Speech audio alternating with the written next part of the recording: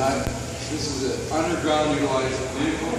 Clamping force, you got up to 2,500 pounds of clamping force with 4 times or 2, whatever you want. Mass is rated for 3,000. Level indication.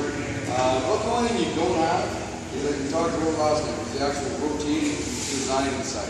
So you do have to pick the rim fairly square, right? It's crucial because you know as soon as you put a pivot, it's going to be wonky, right? So as you line it up, you grab it square as you can, and that's your utilization. Power in this thing, we've also been stuck here. So what's your lost time? You guys up to the back, actual mining environments, it's not. You bring valve spin, stick. Cost of the valve spin, you got to what do you call it? Disassemble every time the valve spin is blown up, right? Cost downtime, there's another tire underground. It's great business for you guys, but at the end of the day, for the production mines, it's a loss of production. We see it today. So you mark, we're telling our guys, identify the valve stem, reference to where it should be in the hub, pick it up square, roll it, whatever. At least you're there, you're all the stuff we should be doing. You see us, I'll fold it down, draw it up, and we'll do some different stuff, and then I'll get you guys to office. You guys are involved in the end. You know, great product, I really believe in it. I think it's going to help production and innovation in the underground mines for sure. Got a camera design on it, very well protected. You can actually see the pilot out great. Full color display, it's got chrome lights on it, the light inside. You can actually see a great operating cap. What this is designed to do, one-man operation. You change the tire, hydraulic impact. This is a 750 pound workbench. All the control of the manifold. I got it set for about 250 now, just so I don't tear my wheel stuff apart. Great little guys, I'll show you that right after we're done messing around with the tires. So it's a complete tire manipulation tool, is what it is. Designed for the one guy versus 2 guys. We just did one at North Mine on an A40 truck. Never mind the setup back, right? They cribbed it all up for us, whatever we helped them. And by the time we got the impacts out, grabbed the tire with the manipulator, took it off, put it down on the ground, picked it back up, put it back, piled it, zapped the bolts, and it's 13, 14 minutes. Right, John? 15 minutes off and on? Yeah, 15. Yeah. Is like NASCAR. You've seen a lot of guys underground struggle for hours upon end. This has got enough, we believe. We haven't seen like all the stuck riggers in the world on the Manipulator on the hubs. We believe that this has got enough force, power, and enough range of motion, whether it be rotation, whether it be binding force, up and down force, and actual traction pulling force, that if you got a stuck grip, it should come off. Right? We've actually forced it enough, and we've all seen that this has got enough traction force, it actually wants to try to pull the machine off its stance. And now what you have is an actual center point. You can pop, you can rotate, you know what I mean? Torque, vibration, it's going to get it out, right? The only thing we're missing is heat, and I can heat in the ring with that. Maybe the push the bolts and all that bullshit. Looking for those push the bolts is always an issue. Trying to find them, trying to find the right hardness, all that is always an issue. I think this is going to do it. So I'll give you guys a brief demonstration. I'm not the best operator in the world, but we get by, and you guys can keep the close out and that.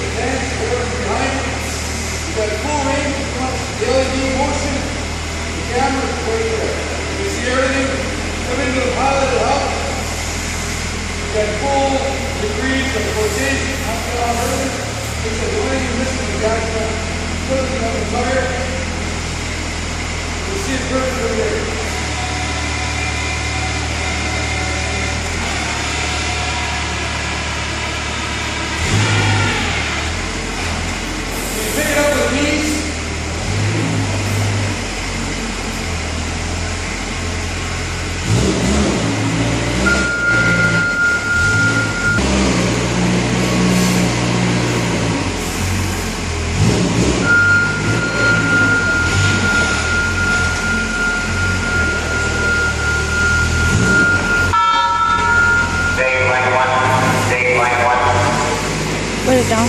Yeah, try forward. Yeah. Good.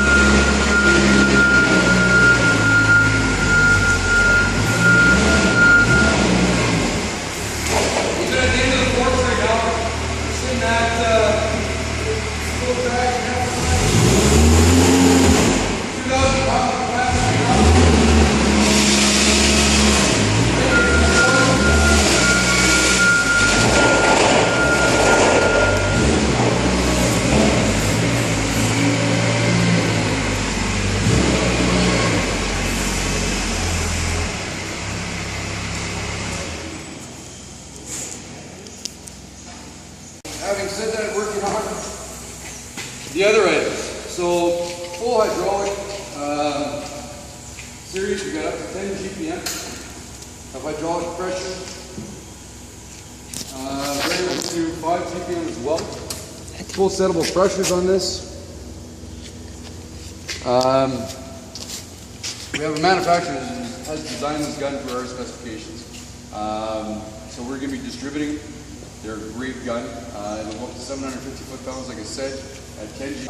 It's nice that it's in all, we've all been in every tire bay underground. If it's maintained by professionals, it looks like a professional atmosphere. If it's maintained by some of the operation, we're always looking for tools, impacts, getting the impact run over, right? If this thing is sitting there on either a stand such as this in a toolbox, the guy goes to grab it, pulls it out, grabs his hoses, click, click, click, click, click.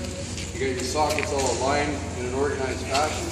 That's a professional work atmosphere. It's like having a utility vehicle at your palm of your hands, and it's only a dedicated impact. The guys aren't stealing it to go do fan work. They're not going to steal it for the shop. The shop's not going to steal it back. That kind of stuff. I've seen it 1,000 times, and it gets frustrating for everybody involved, especially because you're losing production time, right? So we'll fire it up. We'll go full throttle with an Adrian there, just on the side.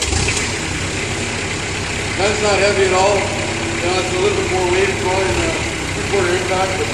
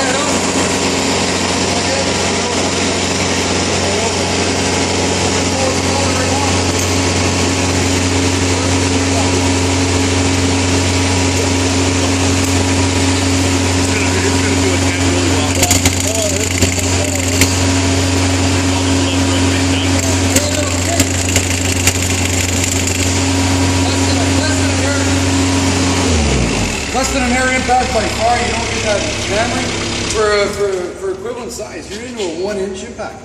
It's lighter, weighs nothing really. Compared to a weighted 1-inch impact or an 1.5-inch impact, it's pretty light, it's convenient.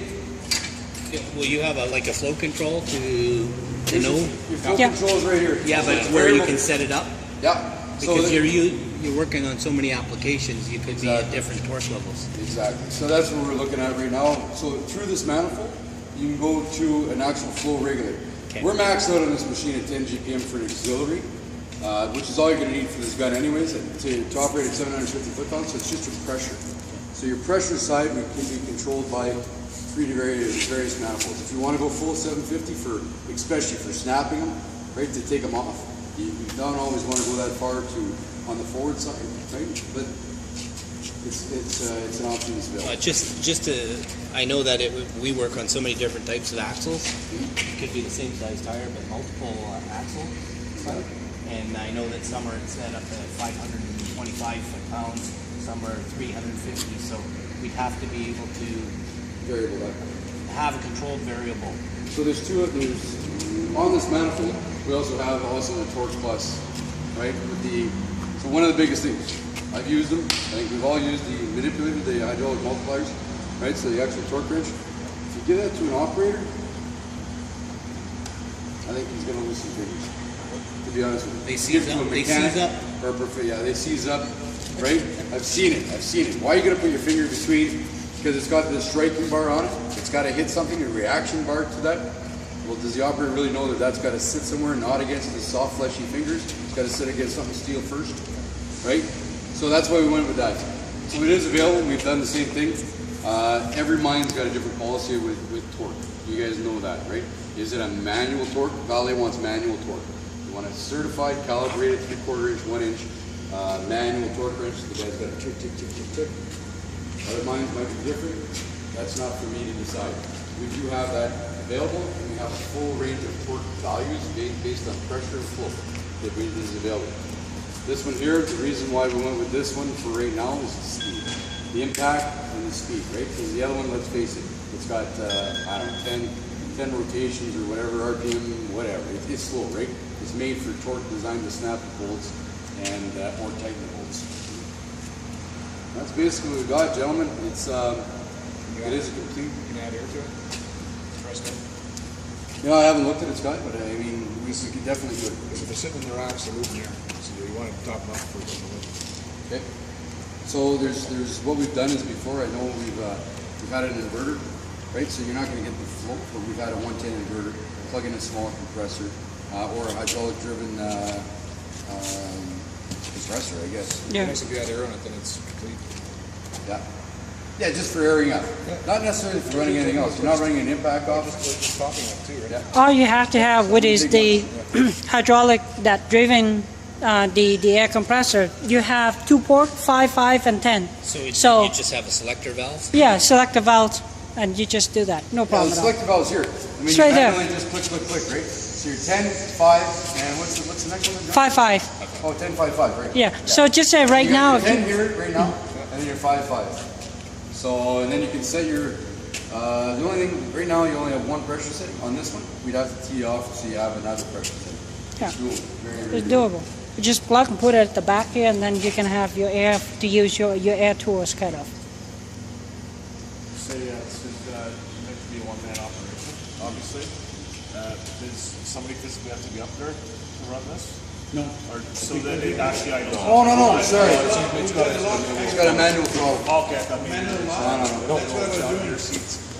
No, it's got a manual, yeah, manual throttle, no. Hey, go up, fire it up, and once you're into the impact rate, rev it up. It's got a manual throttle lock. You just pull the, oh, go ahead.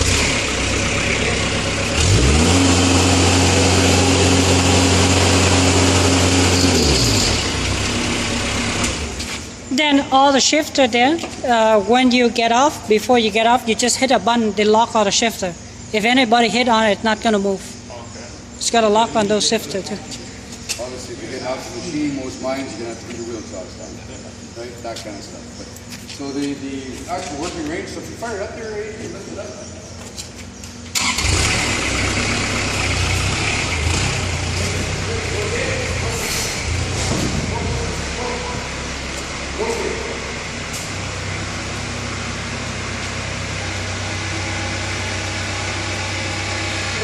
There's your working range. The operator, still clamp. In fact, that's one of the reasons why they wanted a green light. You can tell. Okay, so this area, this one. You're on the hub at this point. You're laying up. You're already, whether it be a piloted stud or whatever, you're in this reference point that can safely get in here, grab it all. You know yourself. You're going to put 4 on. You're going to grab your impact. You know this right 4. You're going to get back on. You're going to get your screw out of the way, and then you're going to continue with the rest of it. That's what it's designed to do.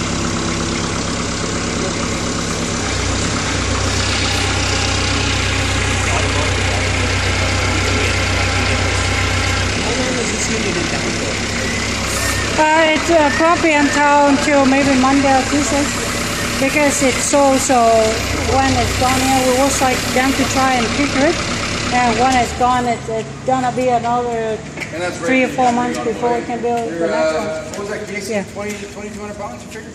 20, yeah, Tire or something something? like that, yeah. So we're good up to 3,000 pounds. Obviously, that's pretty much the extreme situation. And you can tell the clapping force, we're barely on that tire. And I've done it so we're, the fork tangs are about 3 or 4 inches in. That's the same outcome. Yeah, you're gonna pull it off at 3 or 4 inches in. I'm not gonna stand here and say the gripping forces.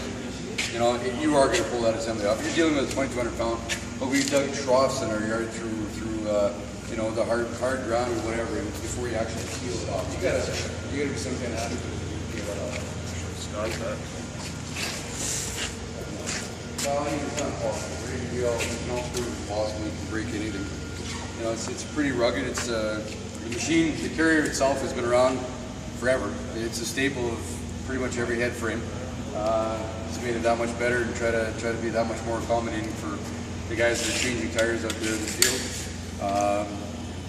What's happening now is one mine is dedicating, and it's a dedicated machine. And I know from the contracting point, how do you just dedicate a machine?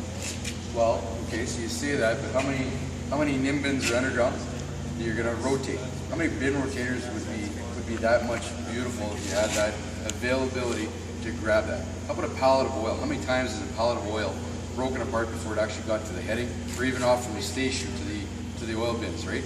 So if you grab it, turn it upside down, right? So the one thing I didn't show you, can I?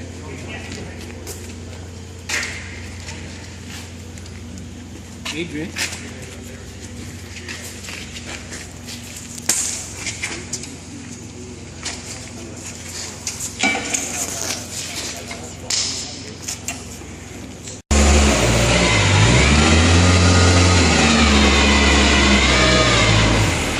Grab a pallet of oil. We're using this as a forklift now, right? Squish it, whatever you want to do. It'll collapse on a pallet. Where's that going to go at that point in time? Right, your oil filters are going to stay there. You walk up to a bin, grab the bin, push it down or whatever, grab it on the sides. It's got a maximum opening of 84 inches, John? Huh? Maximum opening 84? 85. 85 inches. Can you open all the way, please?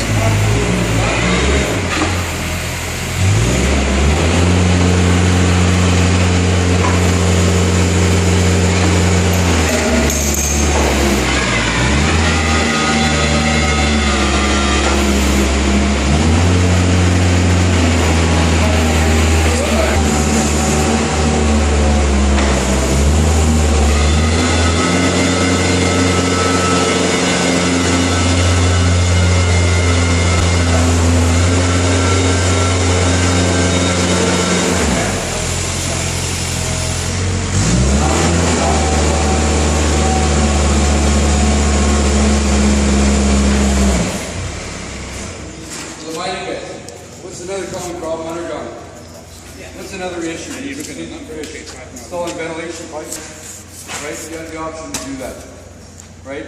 Providing your back height is low enough. Can you imagine installing a vent tubing with that? You can either grab it inside or outside. It's the same clamping force or reaction force, either side. So the selling feature to a mine, it can do more.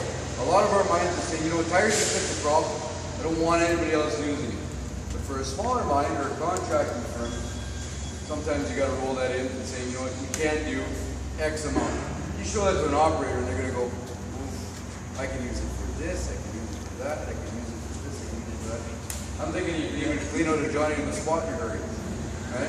Pick up a porta potty and flip her upside down. Hopefully the guy's not in. All of a sudden, they're going to be not going to mold it. They're going to surface it. And that Roger said, rolling wheel chocolate. Questions?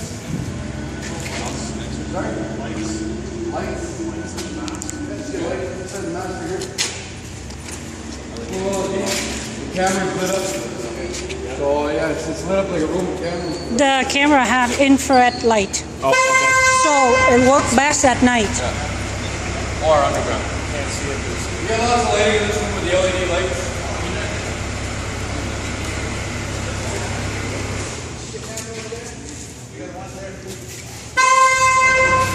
The little dot there is basically infrared light. Those little dots here, these are the infrared light right there. These are the light, and these are the camera. Can you put the lights on it? No, it infrared, so it sends how bright it is, and it displays it in there. Oh, okay. So if it's underground, it's dark, it will be perfectly crystal clear on your screen. I know when through the screen. Yeah. We always have trouble because we don't have enough light down here. Oh, this one Lights here. and replace those, but Yeah. they're That one's lit right up on it.